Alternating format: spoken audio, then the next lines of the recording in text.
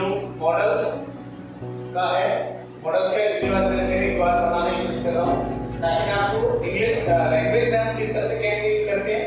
और ये तुम्हारा 10th और 12th क्लास में फिलअप करने के लिए आता है पेपर का। तो आज आपका जो डाउट है 10 को लेकर वो पूरा खत्म हो जाएगा। तो देखते हैं पहला, तो फर्स्ट आप लिखा हुआ है कि कैन का यूज क्या होता है। हम कैन का यूज तब करते हैं जब हम किसी चीज की एबिलिटी शो करते हैं, मींस योग्यता दिखाते हैं। जब आप किसी चीज को कर सकते हो, आप किसी काम को करने में योग्य हो। ये कैन का प्रयोग हम दूसरे से जब हम किसी चीज की कैपेसिटी दिखाते हैं, क्षमता दिखाते हैं, तब भी हम कैन का यूज करते हैं। और तीसरा क्या लिखा हुआ है, पावर। तो जब किसी वस्तु की शक्ति दिखाते हैं, कोई व्यक्ति की शक्ति दिखाते हैं, वो काम इसको कर सकता है, तो उसके सेंस में हम कैन का प्रयोग करते हैं। फर्स्ट एग्जांपल क्या लिखा होगा आपके सामने, Rohan can play the piano. तो यहाँ पर ये लिखा है कि रोहन क्या कर सकता है। तो रोहन क्या कर सकता है कि रोहन के पास एबिलिटी है, उसके पास वो क्षमता है कि वो पियानो को प्ले कर सकता है, बजा सकता है। ठीक है, next sentence, I can run 12 kilometre continuously. तो इस सेंटेंस में कैन के द्वारा ये बताया जा रहा है कि उसके पास 12 किलोमीटर दौड़ने की जो योग्यता है, शक्ति है, उसके अंदर वो क्षमता है कि वो 12 किलोमीटर दौड़ सकता है। The sentence, he can repair this computer। यहाँ पर हमने कैन का यूज किया है, तो क्या से बताना चाहते हैं हम, ये बताना चाहते हैं कि कहीं ना कहीं उसके अंदर वो योग्यता है, वो क्षमता है उसके अंदर, वो जानता है कि कंप्यूटर को कैसे रिपेयर करना है। तो यहाँ पर भी कैन का प्रयोग होगा। नेक्स्ट सेंटेंस देखें, my brother can solve your problem. तो मेरा भाई क्या कर सकता है, तुम्हारी समस्या को सॉल्व कर सकता है। इसका मतलब वो तुम्हारी समस्या को हल करने के योग्य है। सेंटेंस नंबर 5 लिखा है, तो सी कैन लिफ्ट दिस बॉक्स।